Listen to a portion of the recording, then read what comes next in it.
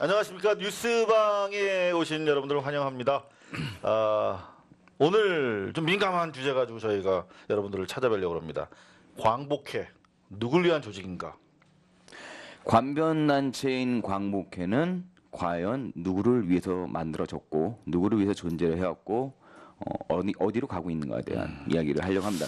상당히 지금 오늘만 해도 뭐 삼성 공장에서 이산화탄소가 유출돼서 작업 중이던 노동자들이 숨졌는데 바로 그 사고가 발생했을 때 신고하지 않아서 지금 경기도에서 네. 직권 조사를 들어갔고 또 그런가 하면 북한의 우리 특사단이 네. 잠시 뒤면 김정은이랑 또 저녁을 먹습니다. 또 그런가 하면 국회에서 김성태가 이상한 또 국정연설을 해가지고 욕을 먹고 있는 엄청나게 많은 뉴스가 있는데 하필 지금 우리가 광복회를 얘기해야 되는 이유가 있나요? 문재인 정부가 출범을 하면서 가장 크게 가져왔던 기조 중에 하나였습니다. 이 나라 독립운동에 승고한 얼을 되살리겠다. 그래서 문재인 대통령께서 직접 임시정부에도 가셨고 뭐 그런 여러 가지 그쵸, 충칭에도 가셨고 그 이후에 독립운동가 3대까지 지원하겠다. 실제로 지원이 이루어지고 있습니다. 네. 한 번에 이루어지는 건 아니고요. 이렇게 우리가 이제 규모라고 그러죠. 뭐 여기에서 이만큼, 그다음에 여기 또 이만큼 해서 이루어지고 있고요. 내년이 이제 어쨌든 그 임시정부부터 출발한 우리의 정부의 100년 아니겠습니까? 네. 맞춰가지고 여러 가지 사업들을 준비하는 걸로 알고 있어요. 규모도 꽤 그만큼 큽니다. 중요하다. 그렇죠. EJ 세작으로 유명하신 윤종훈 작가님 나오셨습니다. 네, 박수 반갑습니다. 여러분 방금 들으셨겠지만은 광복회라 그러면 그야말로 우리 임시정부의 법통을 잇겠다는 대한민국의 관점에서 봤을 때 정말 중요한 애국지사와 그의 후예들이 있는 조직인데 그 조직을 지금 우리가 비판을 하자는 거예요. 그래서 상당히 위험하다. 이럴 땐 변호사가 있어야 됩니다. 그렇습니다. 저희가 엄선했습니다. 고발 뉴스를 지켜주는 수호신. 신 이런 얘기 하지 말자 그랬지. 네. 수호자 김성훈 변호사님 모셨습니다. 박수. 예, 반갑습니다. 김성훈 변호사입니다. 잠시 모두에 말씀드렸지만 광복회가 너무 중요한 단체인데 곡절이 좀 있었어요 그동안.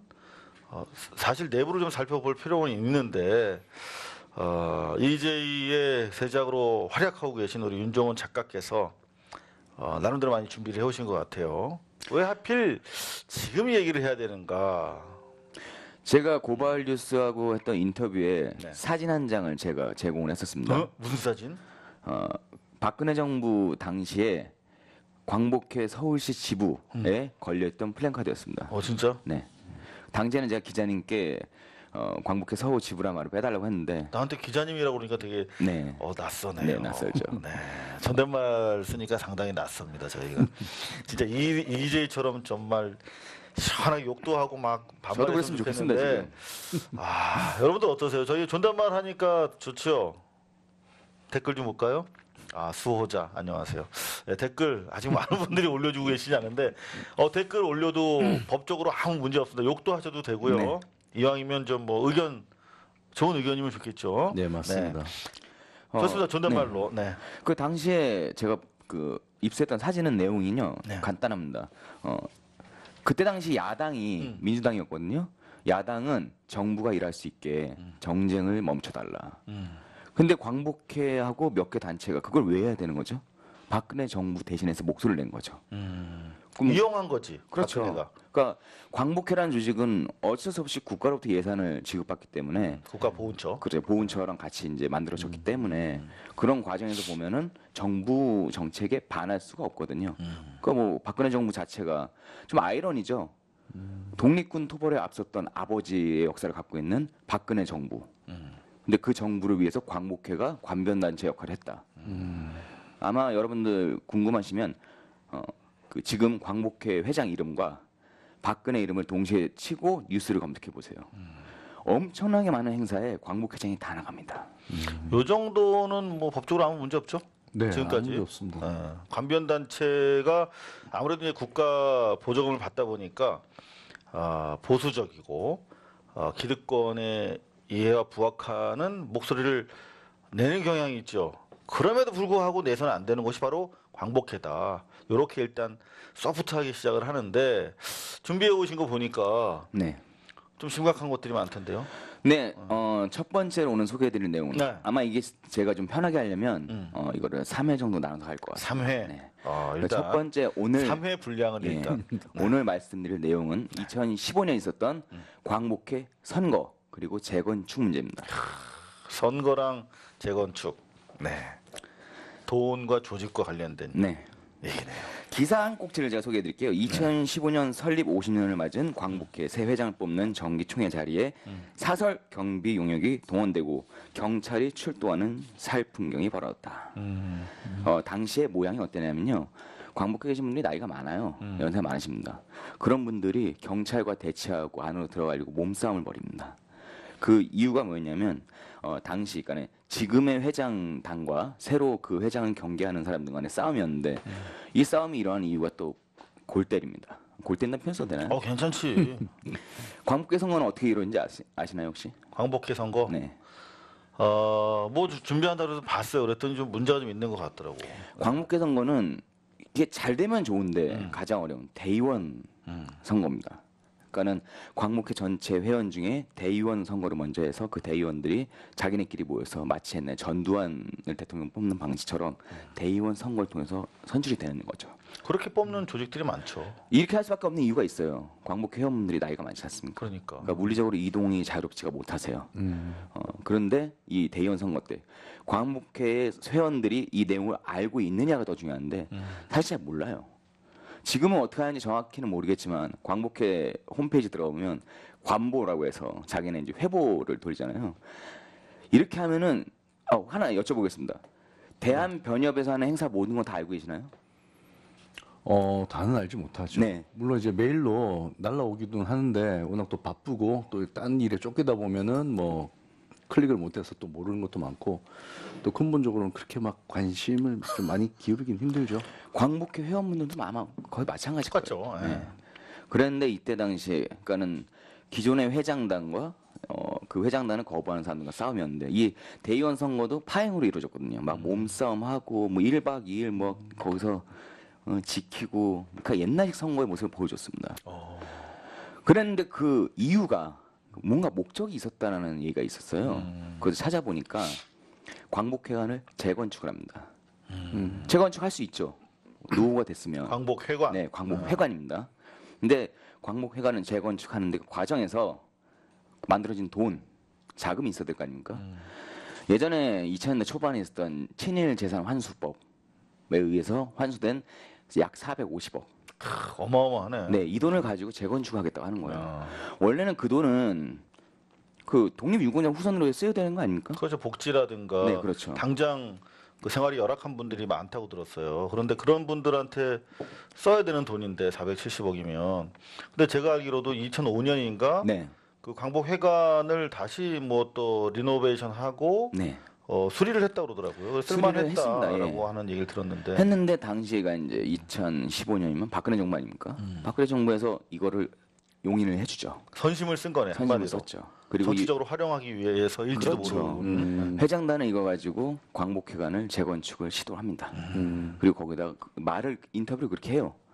여기서 수익 사업 해가지고 그 돈으로 유지하겠다. 광복회는 그거 안 하고 또 자금이 있거든. 예산이 큽니다. 그런데 그거 가지고 수익 사업을 하겠다. 그러면 수익 사업을 해서 누구를 위한 수익을 줄 건지 계획이 없어요. 일단 불리겠다. 그렇죠. 근데 광복회 그런 건 조직이 아니거든요. 지금 서원 못 받는 독립운동가들 발굴하고 연구하고 독립운동사를 갖다 기리고 이런 걸 해야 되는데 수익 사업 한다는 게 말이 안 되잖아요. 어차피 수익 사업 하지 않아도 정부에서 필요한 사업에 대해서는 지원을 하는 단체잖아요. 근데 이렇게 됐었는데 그 전에 또 사소한 이유가 있습니다. 사소하지만 큰 이유. 그 전까지는 광복회관에 보훈처가 새들어 세들어 살았지. 있었어요. 예. 근데 이게 연간 10억을 냈습니다. 10억의 수익이 있었던 거예요. 근데 이게 보훈처가 이제 세종시로 갔거든요. 네. 세종시로 가면서 돈벌이가 열악해지니까 재건축을 해서 돈을 벌자. 그리고 그러면 그 광복회관은 독립유공자에 관련된 것들만 있어야 되는데 지금 가보면 재밌을 겁니다. 독립회관을 이제 광복회관. 네, 광복회관. 사진을 저희가 뽑아봤어요. 근데 완전 뭐 진짜 엄청나게 화려하게 지어놨더라고. 지상 9층, 지하 4층이니까 이게 총 13층. 여기 보시는 것처럼 그야말로 뭐 엄청나게 화려한 건물이더라고요. 1층에서 4층까지인가를 광복회에서 쓰고 나머지를 임대한다고 하는데 평당 5만 원인가? 그 주변에 비해서 절대 싸지 않아요. 여하튼 뭐 수익 사업이 필요하다면 기존에 보훈처가 빠져서 당장 뭐 목돈이 달달이 들어오던 게 없어지면은 네. 뭐 할 수도 있지 않을까 그런 생각을 할 수도 있겠는데 근데 이 재건축 과정이라든가 뭐 잘못된 예. 게 있나요? 과정도 투명하지가 않고요. 모릅니다 사람들이. 광복회가 누구를 위해서 운영이 되고 어떻게 되는지도 몰라요. 지금 저희가 독립운동해서 광복회 회원이 되거나 그런 서운을 받으려면 공적 심사위를 1차, 2차를 통과해야 됩니다. 그리고 이 이후에도 만약에 그분의 일생에서 독립운동사에 어긋남이 있었다. 이러면은 공헌을 안 줍니다. 되게 어렵네. 예, 심사가 길면 10년, 짧아도 몇 년입니다. 그걸 개인이 그 후손들이 직접 가가지고요. 우리 아버지, 우리 어머니가 독립운동했다는 걸 증명을 해달라고 해야 됩니다. 그런 것들을 사실은 가족들이 잘 알기도 어렵고 네. 그런 길고 지루한 행정 절차를 하려면 어렵기 때문에 그런 것들 좀 적극적으로 도와주고 발굴해줘야 되는 거 아닌가요? 그리고 더 웃긴 게요. 저번에도 한번 잠깐 말씀드린 것 같은데 이 독립운동가로 인정을 받으려면 일본에 잡힌 기록, 뭐 8년 이상 형을 살거나 내지는 한국군에서 8년 이상 근무한 기록이 있어야 되거든요. 그럼 만약에 의열단 예를 들었지만 독립운동을 정말 열심히 하셨는데 도망다니는 재주도 좋아가지고 안 잡혔어요. 그럼 독립운동가는 인정 못 받습니다. 이게 현실이에요. 그리고 막 서운을 받으면 대단한 거 받는 게 아니거든요. 많이 받으면 월 100, 적게 받으면 월 50입니다. 이게 뭐 대통령 표창 받아도 그 정도밖에 안 나와요. 네. 그러면 그게 큰 돈 같죠. 만약에 아버지가 독립운동했는데 집에 자식이 한 4명 있어요. 한 달에 100만 원 갖고 노인 4명이 살아야 되는 겁니다. 그리고 그건 큰아들한테밖에 안 나와요. 나머지는 다 안 나와요. 그래서 독립운동가 후손들끼리 꼴랑 돈 100만 원 갖고 싸우기도 합니다. 그런 일이 그게 현실이에요. 실제로 있을 수밖에 없겠네요. 근데 광복회는 지금 그 돈 중에 그 일본 친일을 했던 사람들한테 환수한 재산 450억 중에서 얼마를 갖고 이런 복지 사업을 써도 모자를 판국에 기부한다는 게 재건축한다는 게 말이 됩니까? 쓸만한 건물을 더구나 그리고 재건축을 하는 데 있어가지고 뭔가 문제가 있으니까 선거를 반대하고 방해하고 이런 게 있는 거죠. 그 실제로 보니까 저희가 그때 고발뉴스가 가서 찍어온 사진이에요. 네. 찾아보니까 우리 말고는 아무도 안 갔더라고. 아마 그때도 윤정원 작가가 저희한테 제보를 해서 갔던 기억이 있는데 광복회관의 보훈처 공동소유 재건축 결사반대. 광복회관은 독립유공자 및 유족분들의 복지 건물을 활용해야 한다 이런 취지로 많은 분들이 그때 항의를 하셨던 기억이 나는데 요 얘기는 또 무슨 얘기예요? 광복회관이 네. 광복회가 가지고 있어야 될 텐데 보훈처랑 공동으로 소유했다는 게 뭐예요? 왜냐하면 단독으로 소유하게 되면 이 광복회가 수익 사업을 하는 데 있어가지고 단독성을 띈다 이래서 이게 정부랑 공동으로 갖는 것처럼 해놓고 실제로는 또 그렇게 안 하는 거죠. 이게 무슨 얘기예요 이게? 네, 조금 더 설명이 네. 공동 소유라는 것은 이제 네. 공동 명의로 해서 양측이 가진다라는 것이 이해는 되는데 그럼 실제로 그렇게 하는 것처럼 외관만 보이고 나중에는 뭐 광복회관이 단독으로 어떻게 뭐 소유한다는 그런 그렇죠. 의미가- 자기네 사업만 하겠다는 얘기죠. 그것 때문에 비난이 많았어요. 그걸 막겠다는 거였고요. 그러니까는 이 보시면 재건축을 반대할 이유가 없습니다. 만약에 정식적으로 이루어졌으면. 근데 반대하는 이유가 있었고요. 이런 거 할 시간에 여러분들한테 한번 여쭤보고 싶은 게 있는데 단재 신채호 선생님이 언제 우리나라 국적을 취득하셨는지 아십니까? 잘 모르겠습니다. 예. 해방 이후에 바로 취득하셔야 되는 거 아닌가요? 아닙니다. 단재 신채호 선생은 그 일본이 만들었던 호주제에 반대하셨어요. 그래서 호적이 없습니다. 그럼 또 새로 만들어야 되는 그런 상황이셨네요. 근데 몇십 년 동안 그걸 아무도 안 했어요. 광복해서도 안 했고요.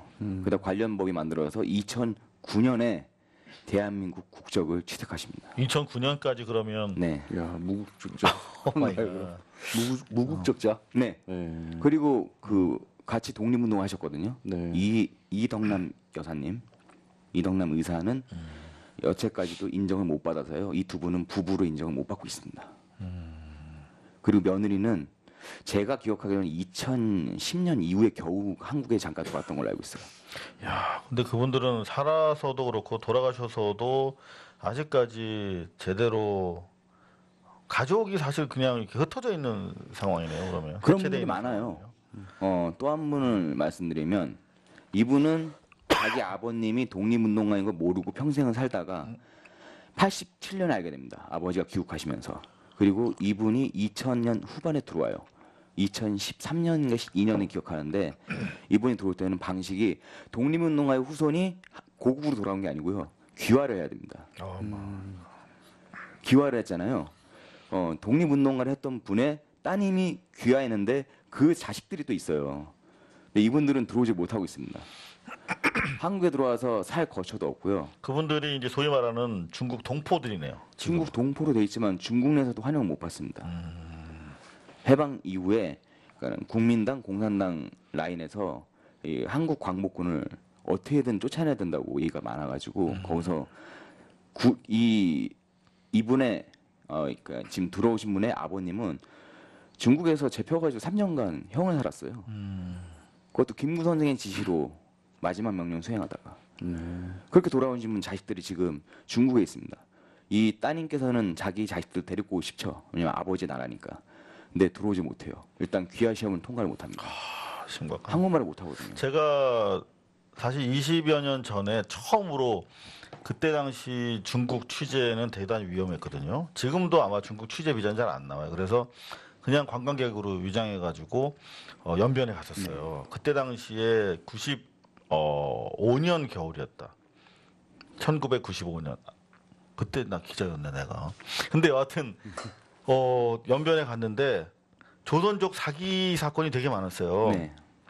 연변에 계시던 분들이 상당수가 거기서 독립운동 하시던 분들, 반일하시던 분들의 자제분들이 많으신데 그분들이 한국 정부의 도움을 못 받고 사실상 중국 사람들한테 도움을 받으면서 살아오셨던 분들인데 이제 한국 가서 생활해 보겠다고 이제 비자를 얻어야 되는 거야. 근데 비자를 얻는데 500만 원, 100만, 1000만 원 이렇게 돈을 받아서 브로커들이 도망간 거예요. 예. 그래가지고 조선족 그 브로커 사기 피해가 어마어마하게 많았어요. 그래서 취재로 갔다가 만나서 얘기하다 보면 다 옛날에 만주에서 교육운동 하시던 분의 자제분, 네. 독립운동 하던 분의 자제분이야. 이 사진 보여주면.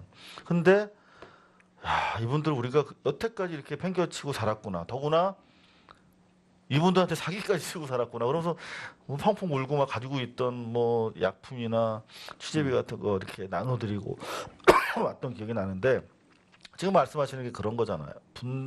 그 이산 가족이 됐는데 그분들이 아직까지 못 들어오고 계신 분들이 많다는 거 아니겠습니까? 그런 것들을 앞장서서 사실은 해야 되는데 광복회에서 네. 이제 유가족들의 단체니까 하셔야 되는데 이렇게 재택에 이렇게 관심이 있으시면 안 되겠다 이런 얘기인가요? 예, 맞습니다. 그리고 제가 아까 메시지 드린 거를 하나를 정정하겠습니다. 신채호 선생님이 아까 제가 그 이덕남 여사를 말씀드렸는데 이분은 며느리의 성함이고요. 그 원래 같이 활동하셨던 독립운동가는 박자혜 여사입니다. 이 그때 당시 기사를 찾아보니까요. 며느리가 이덕남 여사가 74세예요. 이때 당시에. 며느리가 74세. 네. 얼굴 한번 뵙지 못한 시아버지의 가족관계 등록부를 2009년 창설받아서 국적을 회복했다. 하지만 진짜 어려우셨겠다. 시아버지와 시어머니는 법적 부부로 인정받지 못하고 있다. 신채의 장남 고 신수범은 어머니의 호적에 등록된 사생아로 살아야 했다. 이게 현실입니다. 독립운동가의 후손이라는 이름으로 그래서 독립운동을 하셨던 분들 삶이 뭐 우울하다, 안 좋다 이런 얘기도 많지만요. 저는 뭐 다음 시간에 이어서 말씀드릴 거지만 광복회 자체가 갖고 있는 성격도 우리가 다시 한번 규정해볼 필요가 있습니다.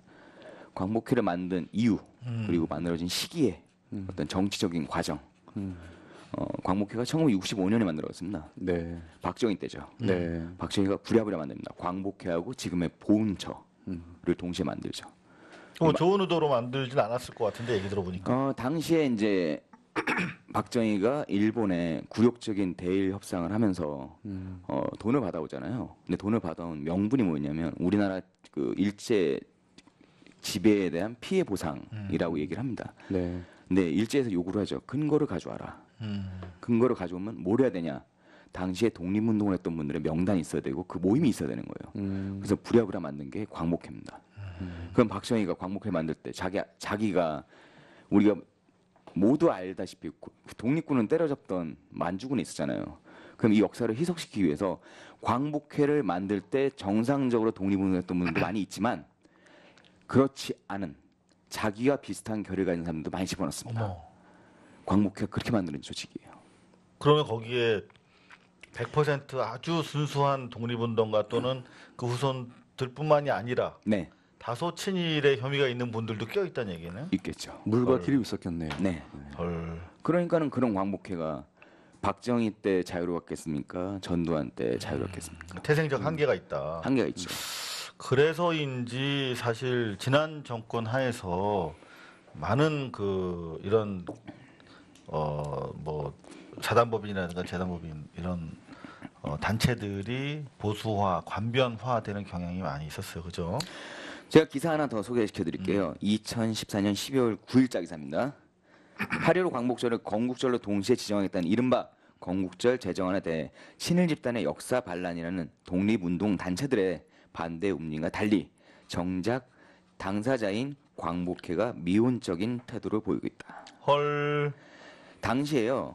건국절 철회 국민운동본부를 만들었습니다. 네. 그런데 여기에 광복회장을 비롯한 지도부가 불참을 했습니다.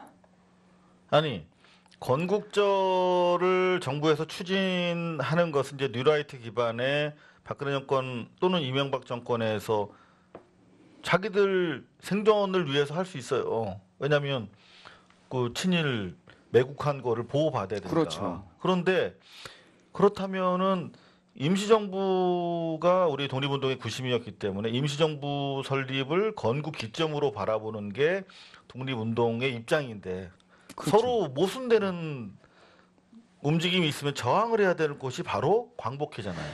당시에 광복회장도 광복회가 예, 빠졌다고? 그렇죠.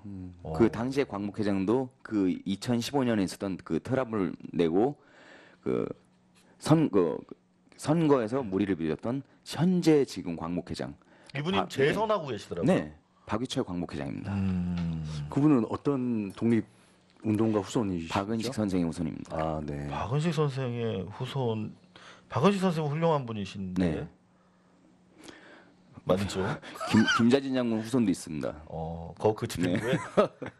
근데 이름만 해도 의리의리하고 정말 훌륭하신 분들인데 왜 그런 결정들을 하셨는지 정말 이해할 수가 없네요. 당시에도 독립유공자 유족회를 비롯한 많은 단체들, 심지어 여기는 일부러 국가의 지원을 받지 않고 자발적으로 만드신 그 단체들은 적극적으로 이 건국절 기념 반대 집회를 주도를 했습니다. 근데 광복회가 안 나오잖아요.